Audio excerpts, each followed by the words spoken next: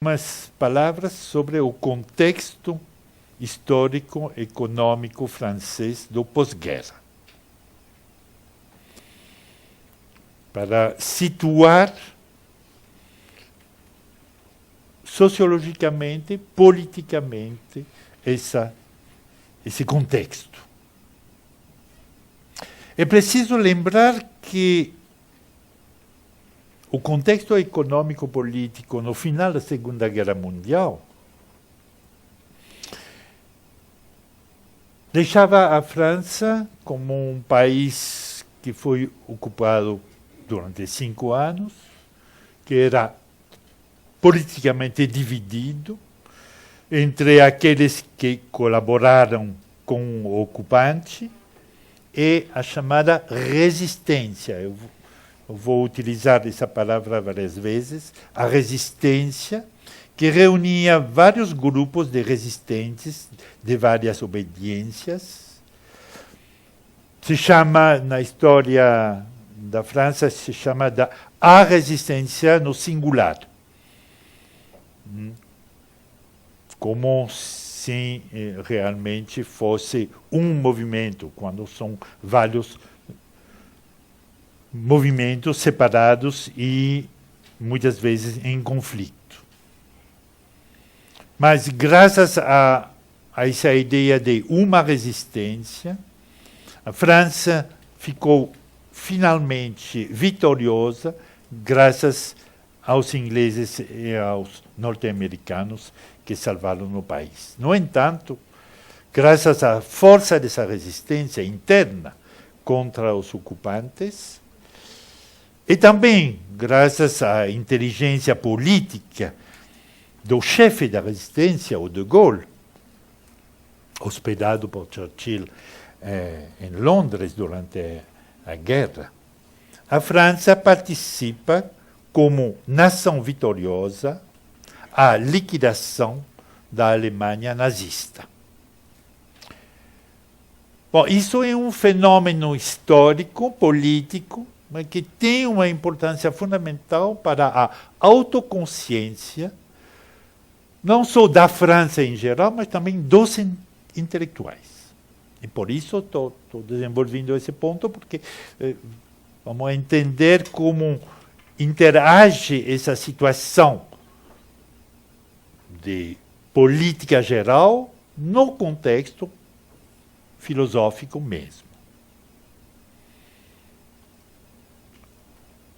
Já falei, o país, a França, não era um país unido, tudo ao contrário.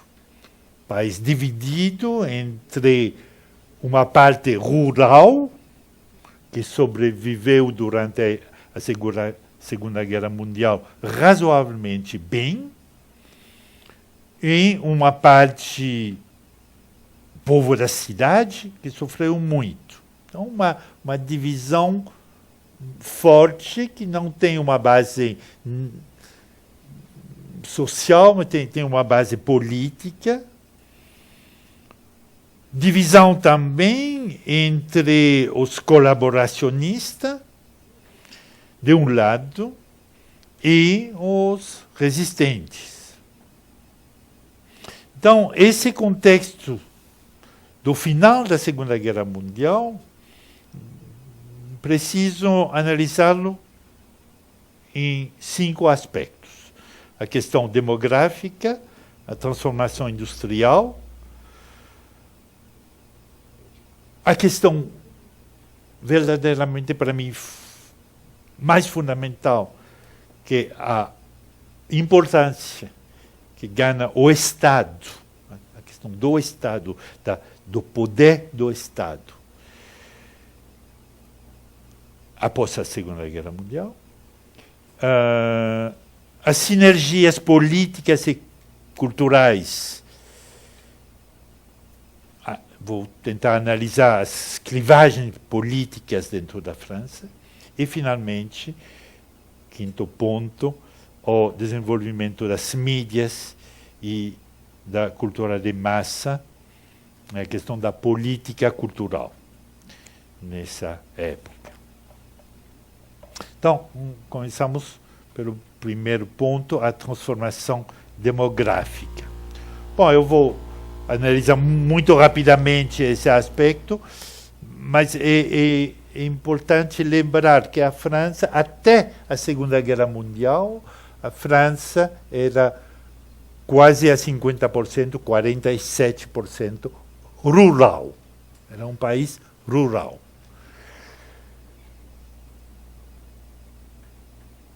47% da população morava, trabalhava no campo.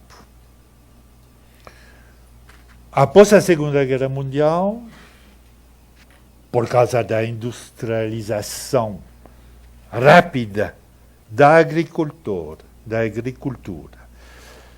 por causa do desenvolvimento industrial, essa população rural está se reduzindo até chegar hoje a menos de 3%. Hoje em dia, só 2,8% da população francesa mora no campo. Então, é uma redução drástica durante os anos 50. E, com certeza, isso vem com uma modificação profunda das bases culturais do país. A onipotência da Igreja Católica desaparece, pouco a pouco. Um afastamento da posição ideológica e política do catolicismo na França. Conjuntamente com esse fenômeno, tem uma nova imigração. Uma nova imigração de trabalhadores que vêm para aproveitar do boom econômico do período, vêm de toda a Europa. Italianos, polacos, espanhóis, portugueses. E depois, após o fim da guerra na Argélia, muitos trabalhadores vêm da Argélia e das antigas colônias da África. Com tudo isso, obviamente, tem uma transformação radical da cidade e do urbanismo, né? Com essa concentração da população na cidade, tem um boom da arquitetura, um boom quantitativo, é óbvio, e não qualitativo, e os anos 50, 60 foram realmente uma catástrofe em termos de urbanismo, mas um crescimento enorme. E, portanto, uma remodelação do espaço nacional. Remodelação que vem com o desenvolvimento das comunicações, em particular as autopistas e o trem.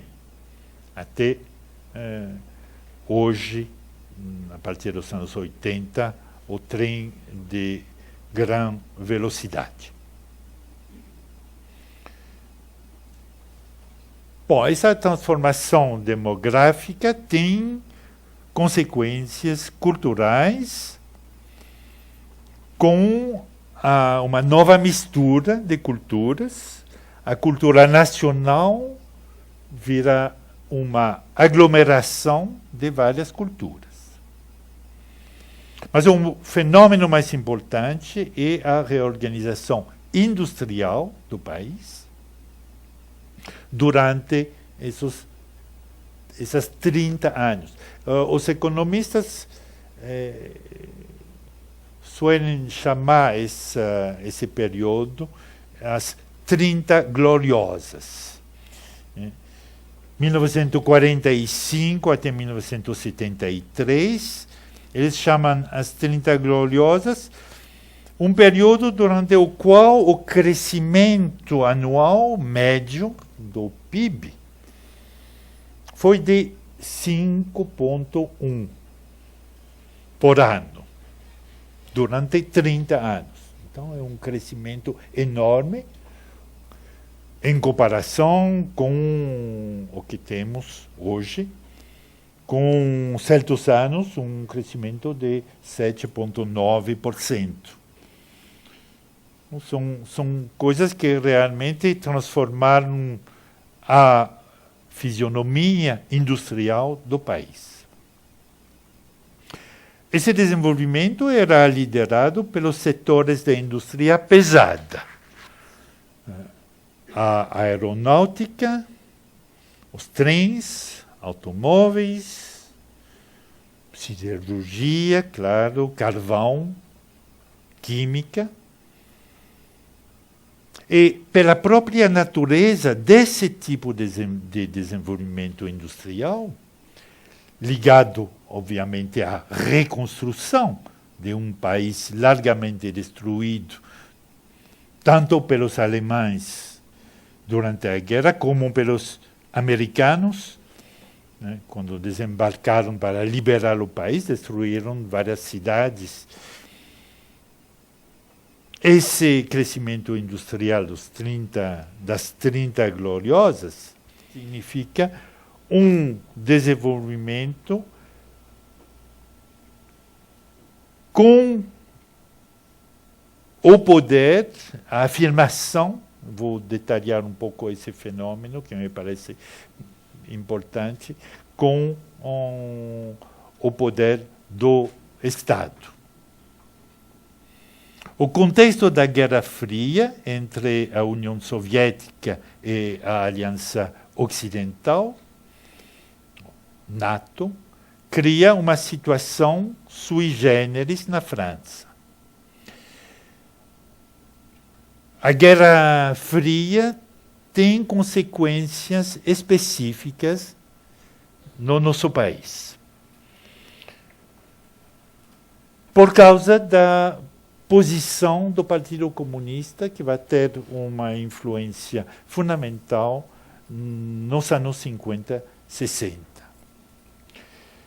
Vocês lembram que em 1939 o Stalin fez um acordo com Hitler, o chamado Pacto Germano-Soviético, o Pacto Molotov-Ribbentrop, em 1939.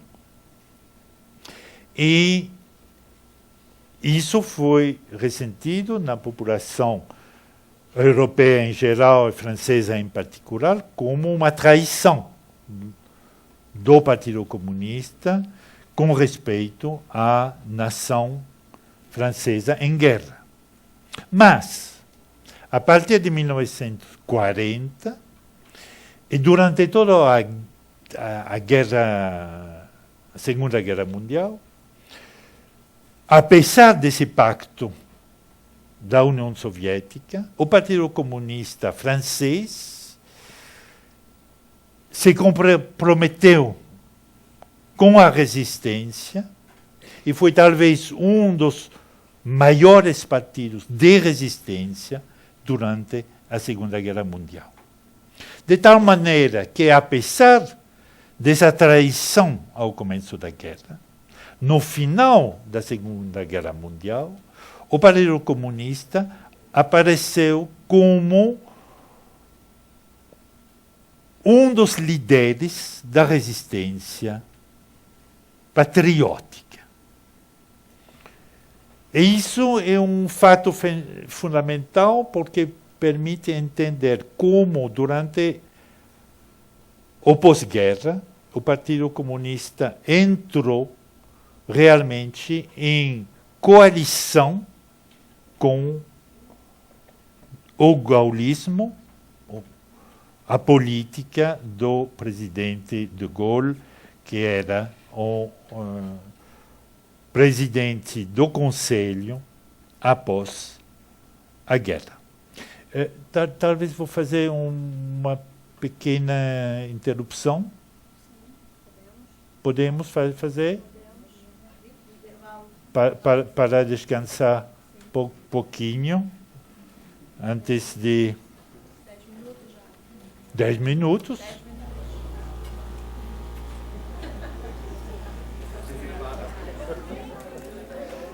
E durante esse período você pode preparar perguntas, porque espero que vamos ter um diálogo na segunda parte do seminário.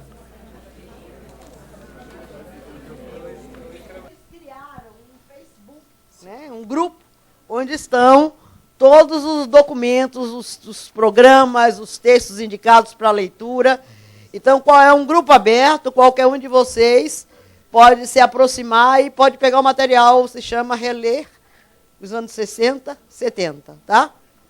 Então, é só esse aviso para um grupo no Facebook que se chama Reler os anos 60 e 70, onde estão todos os materiais das conferências.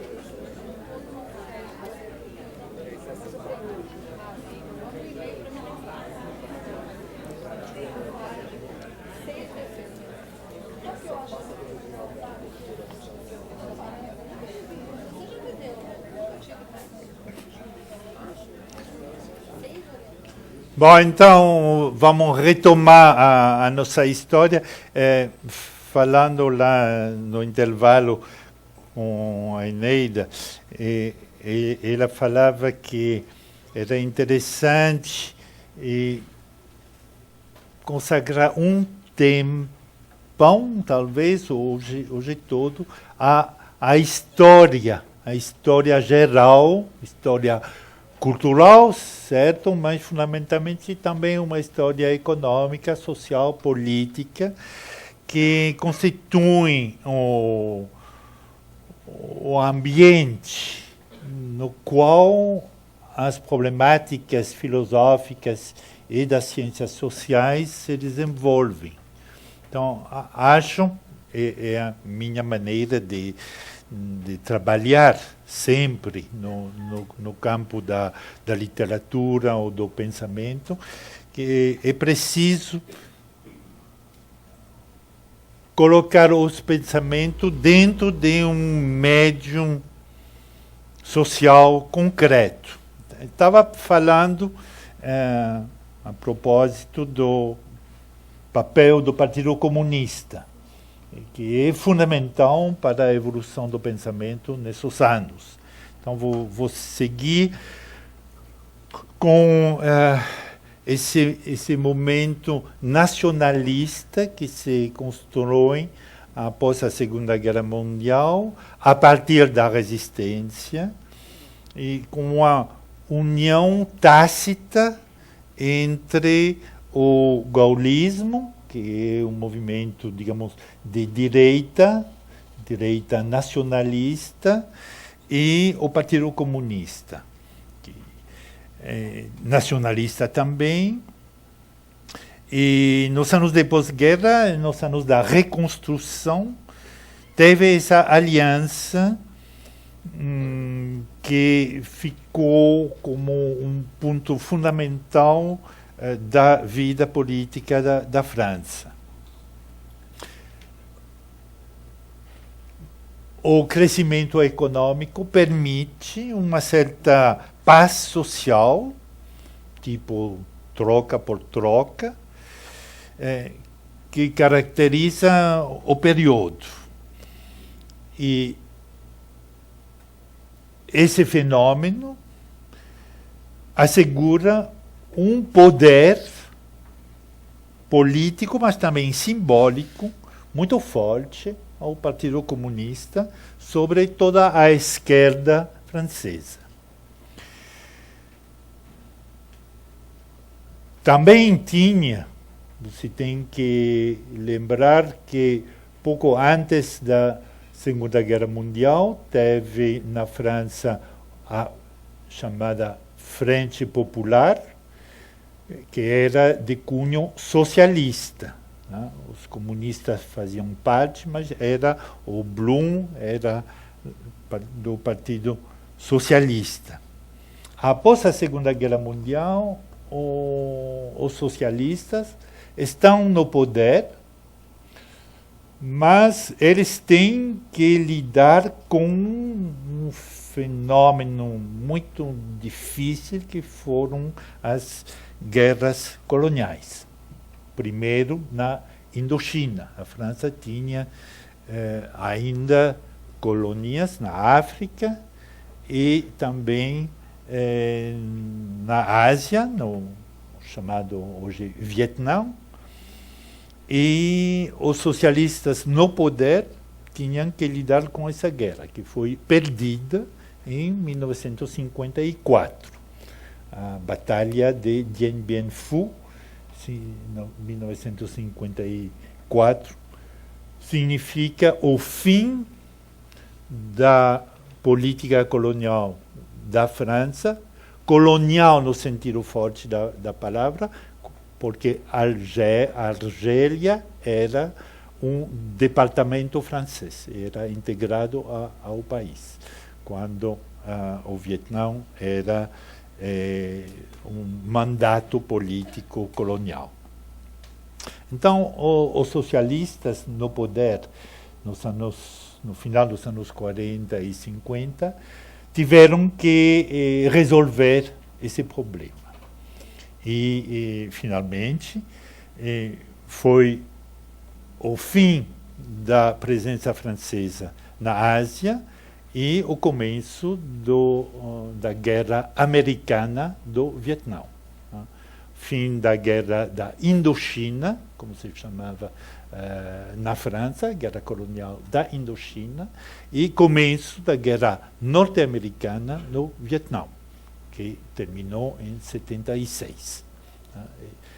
Então, nesse momento, começa o fim do poder colonial francês.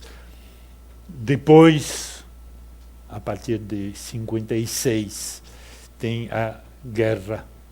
Bom, não se chamava guerra, mas se chamava eventos na Argélia, que terminaram em 1961 e com os acordos de Evian em 1962. São datas fundamentais, como já mencionei no começo, para entender essa transformação da autoconsciência da França colonial e também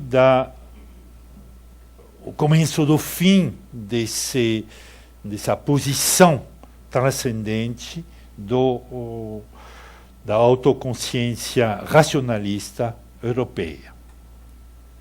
Voltamos à situação política na França e ao poder do Partido Comunista, poder simbólico, sobre a esquerda nacional. O Partido Comunista Francês tem uma relação particularmente estreita com a União Soviética. Em comparação com outros partidos comunistas europeus, o maior deles sendo o Partido Italiano, mas que tinha uma autonomia muito mais grande, quando o Partido Comunista Francês era muito ligado à União Soviética, era um partido stalinista, e hoje em dia não se pode imaginar Reli recentemente um número de uma revista intelectual do Partido Comunista, La Nouvelle Critique, a Nova Crítica, que saiu para a morte do Stalin. É incrível ver quantos intelectuais potentes, de envergadura intelectual, ficavam realmente sob o fascínio para Stalin. Então, temos realmente que ter consciência forte disso para entender. E não só os membros do Partido Comunista, mas também uma boa parte da inteligência francesa, na época, era simbolicamente muito perto do Partido Comunista e também do marxismo. Não se trata de dizer que o marxismo e o Partido Comunista é a mesma coisa. Para nada. Mas o marxismo era, na época, como a base intelectual para uma grande parte para a quase totalidade da esquerda. Tem uma famosa frase do Jean-Paul Sartre, que não era realmente marxista, era existencialista, vamos falar dele a próxima vez, mas ele dizia o marxismo, a filosofia incontornável do século XX. Então, isso já dá um pouco o ambiente intelectual desse período. O poder dos sindicatos do Partido Comunista faz com que também isso teremos que ver isso mais tarde, quando se falará da cultura e da ação cultural na França nos anos 50, 60, 70.